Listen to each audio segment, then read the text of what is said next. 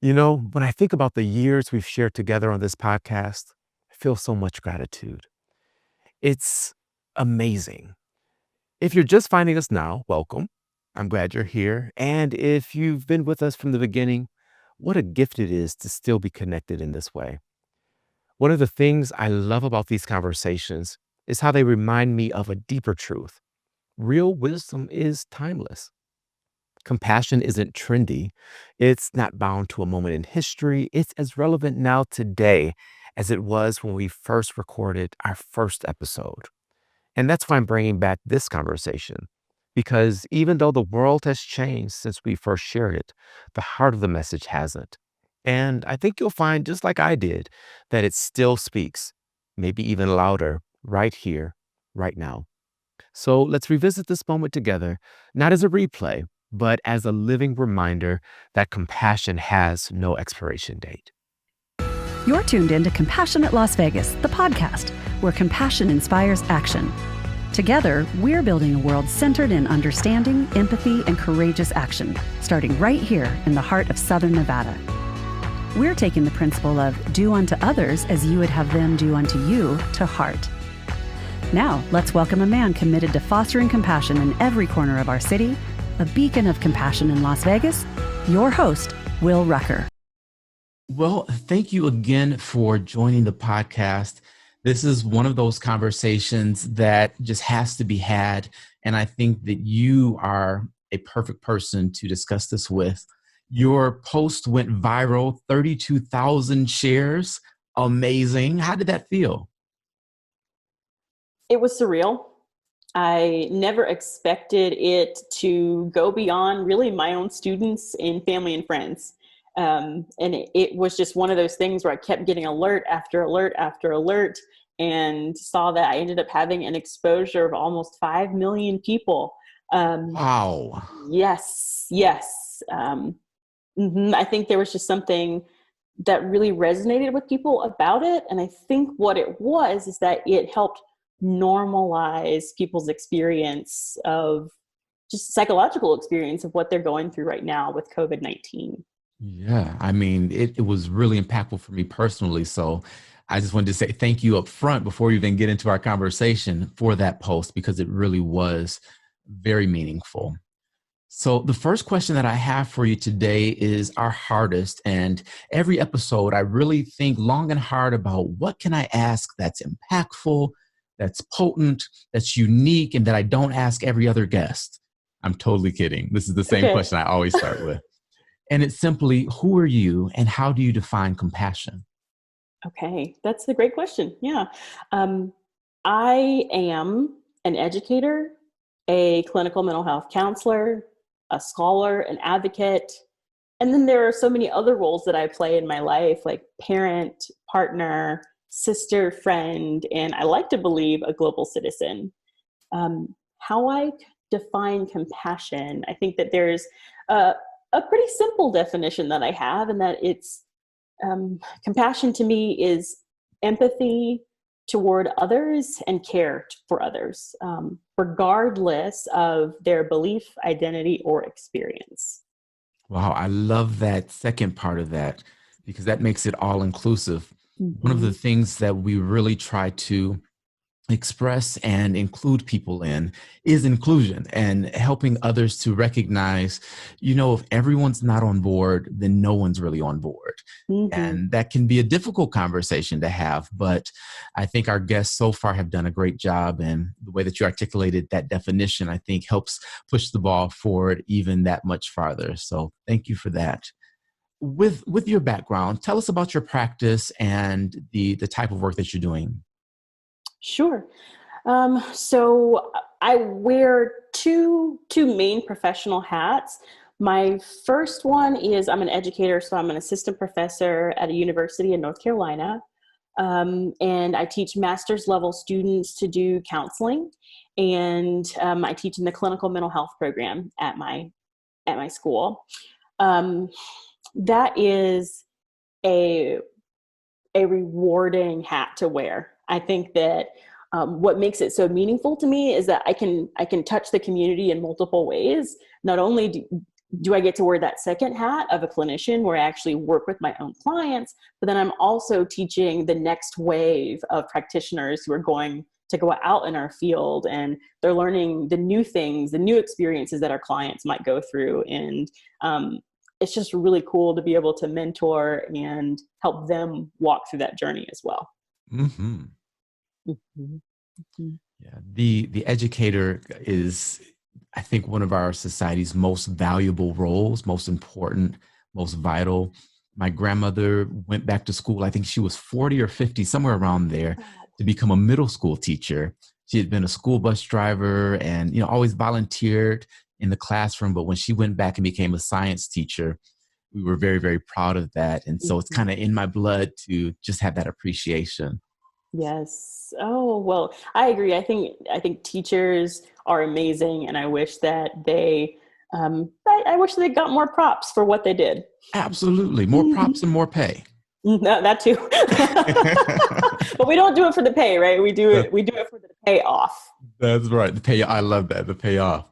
So let's get into this. Maslow, that's what went viral. And we're talking about pay. You got to meet those basic needs if we want to end up with self-actualization, right? So yes, that's what the theory states. And I know that since Maslow first created that theories in the mid 19th century, I think there have been other theories that have built upon it, and they've taken a critical lens as well at what that theory is really communicating. So I'll just give you a little bit of background about what the theory states. It's a pyramid, right? The very bottommost tiers, they speak about life-sustaining things and making sure that we have food and water and our basic needs. And then there are those middle two tiers that are esteem, love, and belonging. And they reference our psychological needs. And then you already mentioned it, that tier at the tippy top, that's self-actualization, and that's helping us reach our full potential. And the theory suggests that if we don't have a solid sense of safety and security and like those physical basic needs, then how is it possible that we could also reach psychological, how can we fulfill our psychological needs? Because we're too, our minds are focused on making sure that we've got food to eat and all those other things.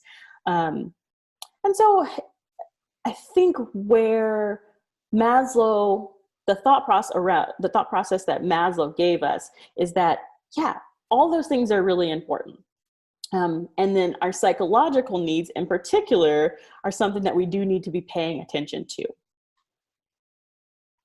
Yeah, I think that's a great summation in all of 60 seconds? Sure. There's more. I was struggling like, what do I say? What do I not say? Because there's so much more.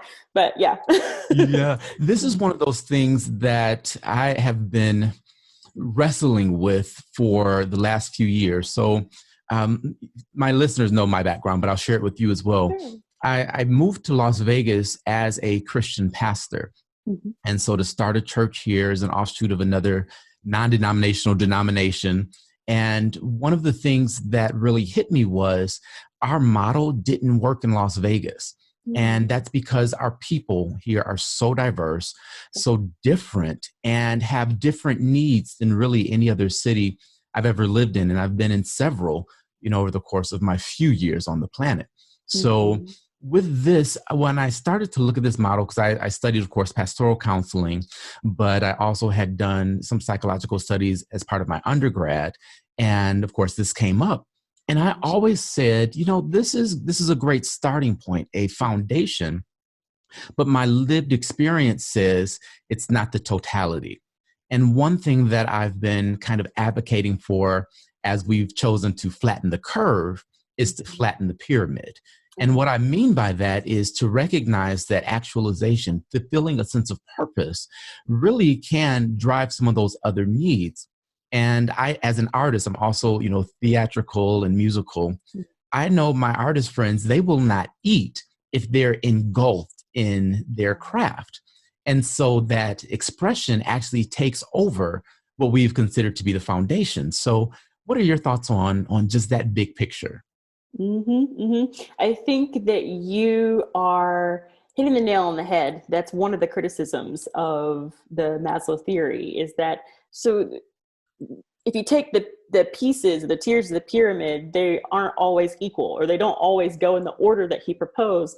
And sometimes you mix them up, and you can be working on one while also tackling another. So it just looks different in practice. In theory, I agree, it is a good starting place. And what would it look like if we were to centralize some of the middle or even the top tier of that pyramid, to flatten it, as you've mentioned? How would our lives be different? What would it look like to put purpose at the center? And I think that's such an interesting question. So I'm happy that you brought that up. Like, what if we prioritized mental health and well-being? Really, how would our lives be different? And like, what decisions would we make differently? I don't know. It's such an interesting question, right? I think that in general, we would probably take more time, like the skill of time, patience, and self-compassion. I just said they're skills because I really do think they are, but I think those things would be things that we would centralize ourselves, and they would be valued in a way that perhaps they aren't as much right now. Like, self-compassion seems to be one of those things that we talk about as a very lofty goal, something that we have the privilege of getting to maybe after we take care of some of these other things. But what if we were to flip that and say, if we gave ourselves compassion, if we spent more time, if we allowed ourselves the time and space to be and determine what our purpose is, then might that make self-actualization easier, or even meeting our basic needs easier for us? Possibly, but again, that's only theory. I don't know. What are your thoughts? I have so many, and I actually will be releasing a video later this week on some of my thoughts surrounding this. But what I've noticed in the center of this pandemic that we're facing as a global society is that we're seeing some of our most noble and preferred qualities right alongside some of those that are less desirable. And what I have found is a lot of people, there's this song that came out, I'm in the house, bored in the house, or something like that. You know I've heard it. I've heard it. Yes. And I'm like, how are you bored? This is amazing. But the difference is I'm living a purpose life. And so the things that I do resonate with who I am as a being. And it's not just a function that I'm fulfilling for a corporation, so to speak. And I have a traditional 9-to-5 like most people. And of course, I'm fortunate where it's in an industry that I actually have a passion for. But I used to work in a call center, and I've managed call center employees where I had to just check boxes because the company said so. But what I've always done is attach that to what's meaningful for the individual. So while, taking a bill payment over the phone may not seem like noble work, it really is, because you're helping to facilitate a need or a desire someone has. So if you can make that experience pleasant, you never know who's on the other end. Maybe you're the only pleasant voice they hear all day. Isn't that something you want to be proud of? Don't you want to do a good job in that? So taking that and helping people to really recognize the significance of the insignificant things, I think is what we really need to focus in on now. The toilet paper hoarding, I'll admit, my first reaction, my knee-jerk reaction was, you people are crazy. But then I thought, you know what? No, they're trying to create normalcy and take a measure of control and manage the thing they can manage. Now, this is a respiratory disease. I don't know that it causes diarrhea, but... No, but you're right. It's all about control. And I think there's so many things that I want to respond to with everything you just said. Like, I think that I get the sense that both you and I feel that there is a purpose in what we do. So when I'm working, yes, sometimes it's tiring. Yes, it can be frustrating. Yes, sometimes I'm like, where did all my time go? I fulfilled it all day, just going back to back and doing things. But in that, I feel like I'm walking in my purpose. I am doing something that is helpful. So it doesn't quite feel like checking boxes. It feels like building a career. It feels like helping other people. It feels like making the community or world just a tiny bit better of a place. And the idea that you and I get to do that, we're privileged in that way, right? And there are others who have to work to find that slice for them, work to find a piece of what they do that gives them meaning or helps fulfill a sense of purpose for them. So, you know, it can be difficult. It's not everyone's experience that they can wake up in the morning and be like, oh yeah, I'm going to work. And How can and just people find that though in those professions? Of course, now, you know, the grocer is an essential employee and the delivery driver for the pizza place is essential. So those jobs have been considered menial in the past. How can those people that now are finding themselves with new attention, how do they truly find purpose in what they're doing? And I will admit, I don't think 90% of them want to do that for a career, but how can they make the most of the moment? So one thing I think is important to point out is how quickly the shift can happen. So you mentioned maybe grocers or people who are stocking shelves, people who are doing deliveries. Those are the jobs we need right now. They are essential. And you've heard not all heroes wear capes. And, you know, if you could picture every person who's doing a job like that as like they're wearing a cape right now. They're out there risking their lives for the sake of us so that we can, you know, go to our refrigerators and have the things that we need or go pick up the things we need off the shelves of a store. And it's all about perspective. So if you think, believe, and feel that what you're doing is not meaningful, you're gonna think that. Continue to believe it. You're gonna feel that. But look at how quickly the shift happened. So the same jobs that previously might have been perceived as meaningful, now we look at them and we say, oh, thank you. Thank you for what you are doing for us. So that tells you how much power and control we actually have over our lives, right? It took one flip of the switch and now all of a sudden we think of them differently. Yeah, I mean, you're absolutely right in that. Overnight, things changed. And I think that it's something I've tried to, as a pastor, I share that all the time. Your miracle can happen in any moment, you know, but that's kind of the encouragement side. But I do want to talk about the work and the preparation side as well. Life after COVID is just going to be different. How has your work changed already? How do you see it changing? And how can we prepare? Oh my goodness. Okay. So, that's going to be the decades long question. How has it already changed? I think that mental health care was already significantly important to our communities, but today and after COVID, I think it's going to be something that will be imperative. And I don't say that lightly. I think that we're seeing more people who are experiencing anxiety, depression, fear, grief, loss, trauma, just so many experiences that maybe they felt before, but now it's on a magnitude that they can't ignore. In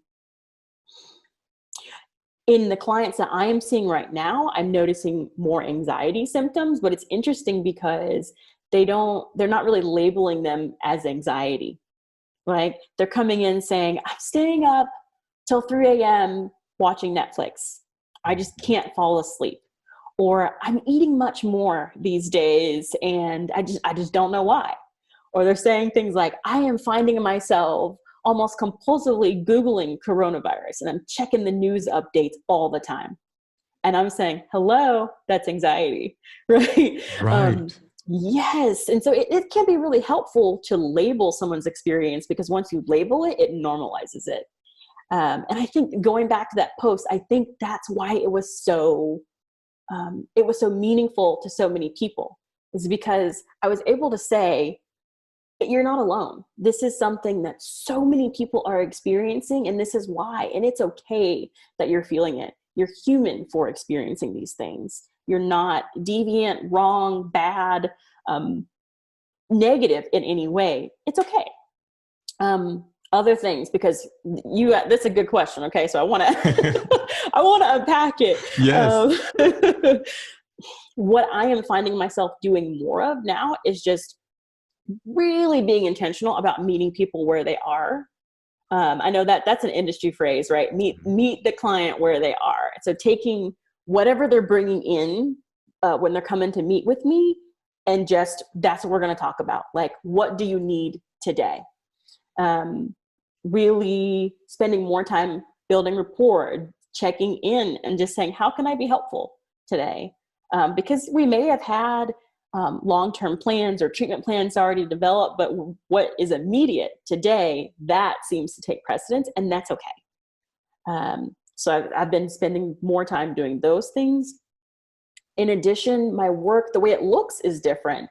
I am a board certified telemental health provider, and telemental health was something that I would do for a few clients. And then today it's all of my clients. Right. Because of physical distancing, social distancing is something that we cannot do, to be in the same room right now.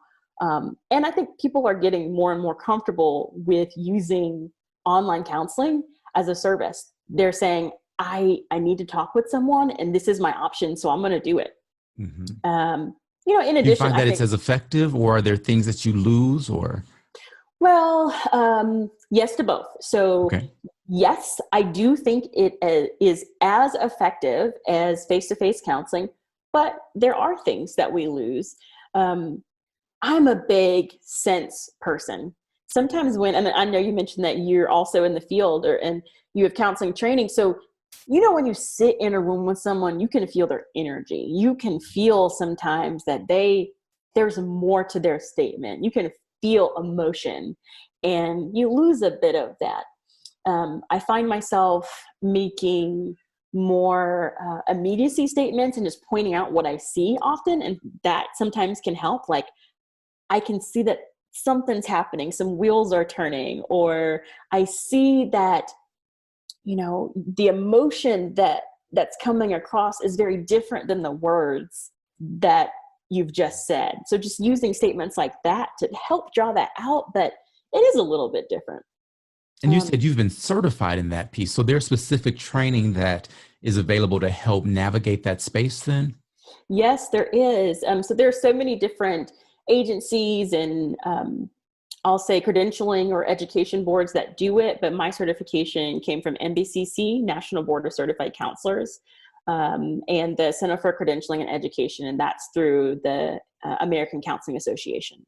Okay, that's really good, I think, for people to know, because that has been one of the questions I get a lot in again, my other work, doing these presentations. I'm a public person. Like I do crowds. Like that's been my life. Yes.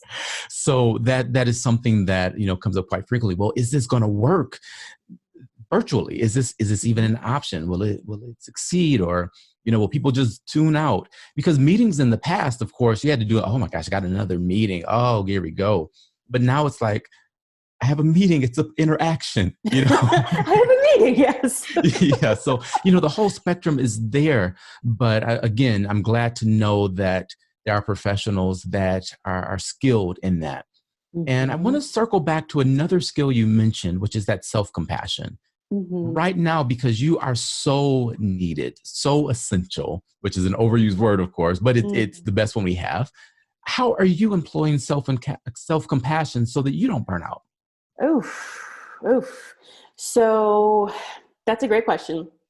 In the past, so let's pretend like we weren't in a global pandemic or experiencing a global pandemic.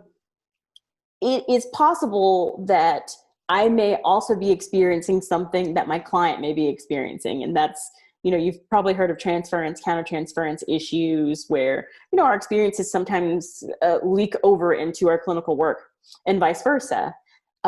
In a pre-COVID world, that might be something that I would experience here and there, right?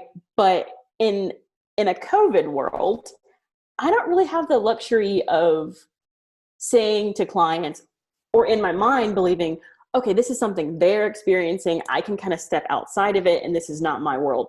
But I am going through COVID just like all of my clients. I have friends and family members who I worry about getting sick. I have people that I know who are essential employees and who are on the front lines. I have a sister who is a medical practitioner, you know, and so it works in a level 1 trauma center in a hospital. And all those things I are going through my mind as I'm listening to clients talk about their stories. So yes, it is absolutely a consideration. How do I take care of myself so that I can also take care of other people as they're bringing to me what they're experiencing? I've found that what has been helpful is giving myself time to disconnect, whether that means turning off the news or turning off my phone, getting outside and walking. I just need sometimes time, right? I've also found support to be really helpful. I have a group of really close colleagues and friends that I can check in with fairly often, almost like a consultation or a supervision group. And we will text each other, call each other and say, I just need to get this off my chest, you know, and just process experiences. Yes. Yeah. So it's relying on other people to act as that sense of support, because, you know, we're supporting other people. Counselors have counselors as well. So it can be any number of things, but I would say to anyone else who is in the same, who is experiencing this as well, to do things that you find rejuvenating, whatever that is, and to make time for it, almost like scheduling it in, and to remember the perspective that it's not something that you can push back. I don't know about you, but there are things sometimes in my calendar that I look at, I'm like, that can wait. Okay, there's all these other to-do list items I need to take care of first, but no, prioritize that. Yeah. Otherwise, I can't be supportive to other people. Prioritize self-compassion. I think we do like a hashtag on that or something. Yes, hashtag it. Yes. Mm-hmm. It really is so important. And I know that sometimes it can feel selfish to do that, but no, don't think of it like that. It is essential. It is something that it's like maintenance on a car, right? If you don't maintain your services, your car is going to break down.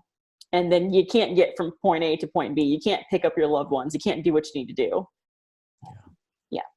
It's so important to realize that you have to function in order to be of service to others. Yes. In our industry, our profession, the helping world, mm-hmm. I think this is something that we just need to own and recognize we have not done a great job of this historically. And now is the moment where we have to, like you said earlier, flip that switch, and it starts today. It doesn't have to wait till it's convenient or till this passes. No, it can start today, and we can begin showing the same care and concern we share for others with ourselves. Mm-hmm. Mm-hmm. It can, not only can it start today, it should start today. Thank you. Right? Yes, it should. All right. So we're down to our last few minutes, and I want to be respectful of your time. Okay. I've got to dive into this last topic, which is a bit more controversial, but it's so needed right now. Life after COVID. I think everyone should have a counselor, period. Mm-hmm. Doesn't matter who you are. African Americans as a culture typically are resistant. Why is that? And what can we do to shift that? So first I can say that I reacted immediately to the word resistant that you just used. And I think that it is perhaps maybe not resistance, but I would say hesitant. And I intentionally use that word because I think that it would be naive of people from the outside looking in to see that pattern and to dismiss it and to believe that It doesn't make sense, because it actually does. How could a group of people not be hesitant in going to see counselors when there have been decades, centuries long worth of trauma associated with systems, right? I believe that good counseling strives to be culturally informed, and it balances meeting the needs of the clients where they are, and then of course looking toward the future and developing those goals, and those goals that are co-constructed, and it helps use the power of the relationship to help the client go where they're going, right? I feel like I'm so fortunate to be in this field, to be one of the people as a licensed clinical mental health counselor who gets to walk alongside our clients and help them in their journey. But in doing so this is the important part, in doing so as a counselor, you have to acknowledge the humanness of our clients, right? And sometimes I think counselors make the mistake of thinking that connecting to the humanness of clients means only seeing the essential personhood pieces and finding what makes all of us the same. And that's the mistake. You're probably like, what? Where is she where is she going with this? But I think it's actually a bit more complex. Seeing the humanness in our clients and everyone means that instead, I want to see everything that makes you, you. So that's your background, that's your personal experiences, your successes, failures, relationships, thoughts, feelings, behaviors, all those things, and historical traumas. I think that takes us back to where we started with the pyramid, recognizing that it is a great model, and you've got to add that and to it. Each person is an individual. And the experience of one doesn't necessarily mean it's going to reflect the experience of another. And even the lens with which that experience is viewed or seen can be vastly different from person to person. So talk a little bit more about the fact that really no one is the same in the absolute sense, but how someone that wants to be of service can be and can become more competent. Oof. How much time do we have? Because I feel like we could go in on that one, but yeah. I'll try to keep it brief. And so one thing I have noticed, because I'm an educator, I have 3-hour class blocks, and so I find myself I can talk. So okay, you're like me then. I need that. You might have to rein me in, but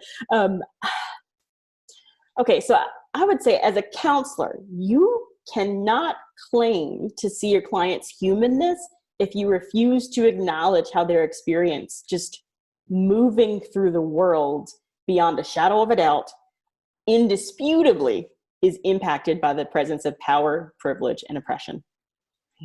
And so if you don't acknowledge that those things exist, or the fact that they sometimes mask themselves in our laws, systems, policies, if you don't see that they seep into every part of systems that our clients interact with on a day-to-day life or basis, how do you see them?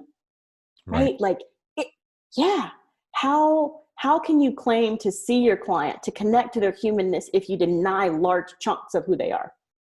And if you don't understand how that impacts them. So it's not just this thing that we study in a book or maybe we hear on the news. These are real people living through the impacts of systemic inequity, right? So are you saying that they can't just pull themselves up by their bootstrap just because? I am saying that. I am saying that, absolutely. And this is something that I also work toward as an educator. I often teach multicultural counseling, and help me, because this may also become a little bit controversial, but one of the topics that we cover early on in the course is white privilege.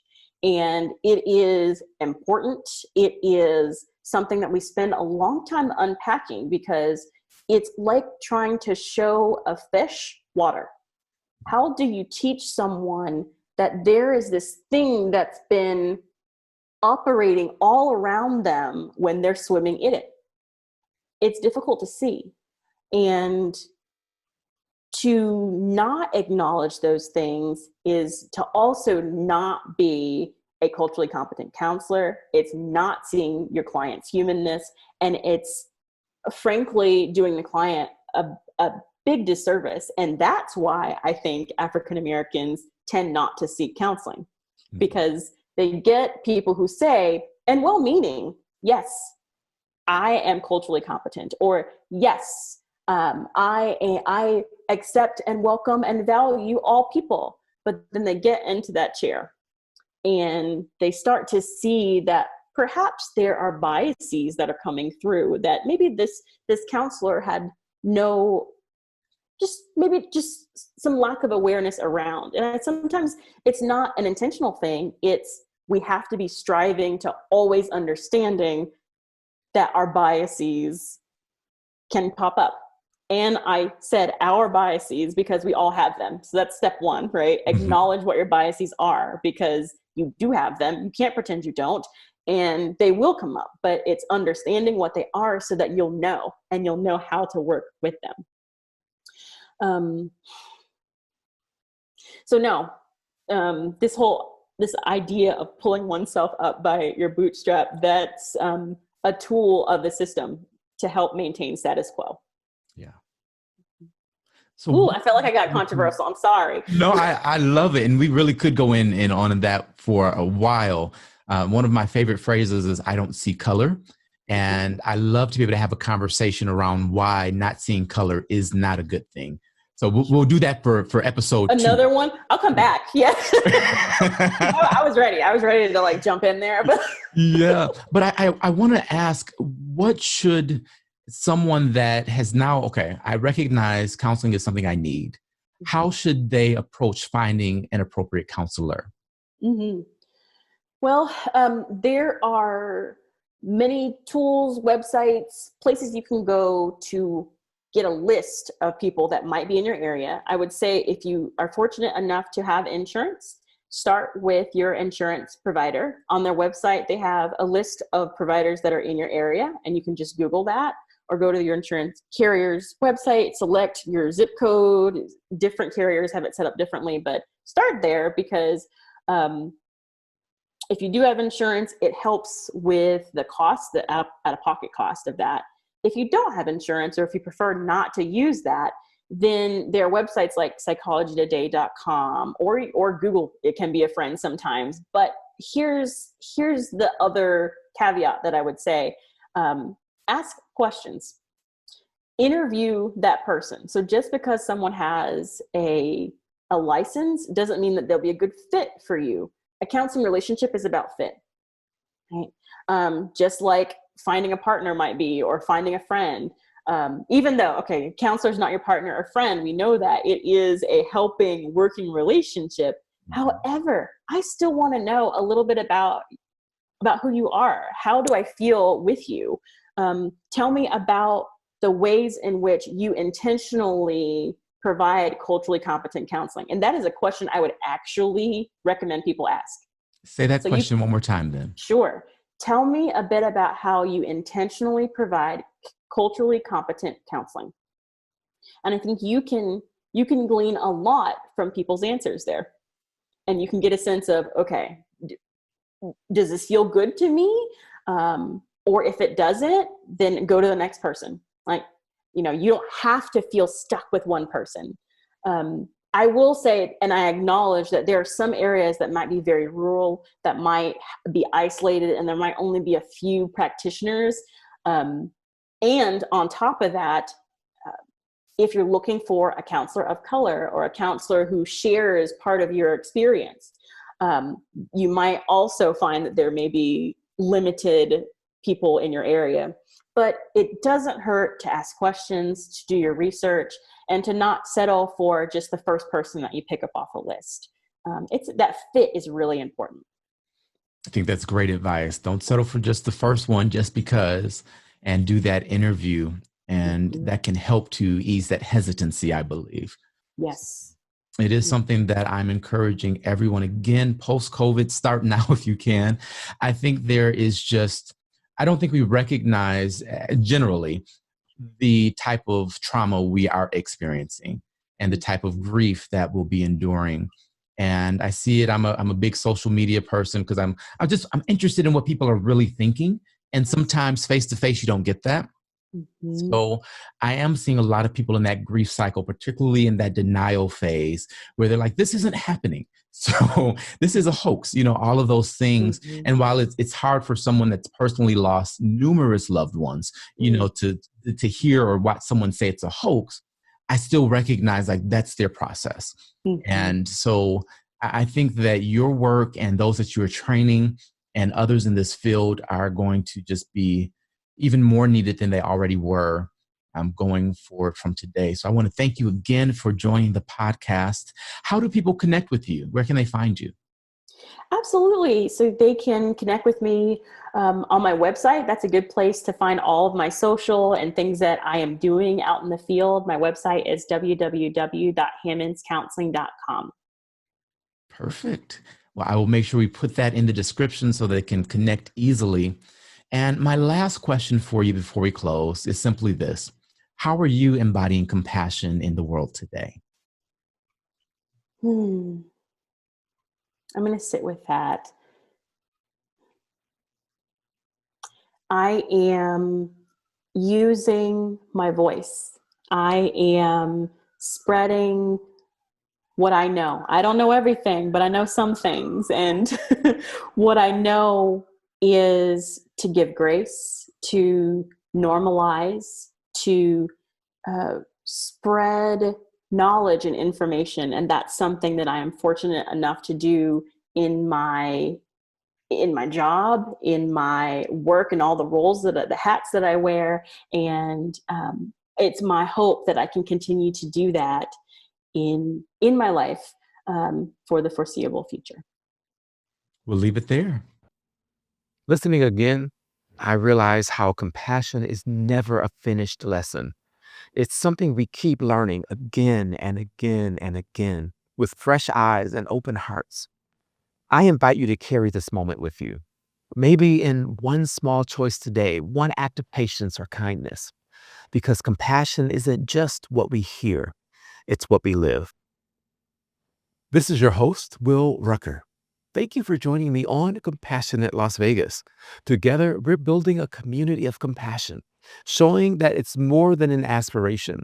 It's a practice that transforms lives, transforms communities, and defines the legacy we leave.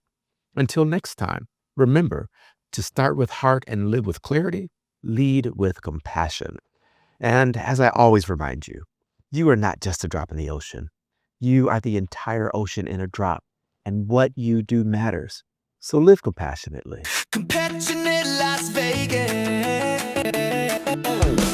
This is the moment. This is the call. This is the moment. This is the call. A compassionate city gives hope to us all. Compassionate Las Vegas.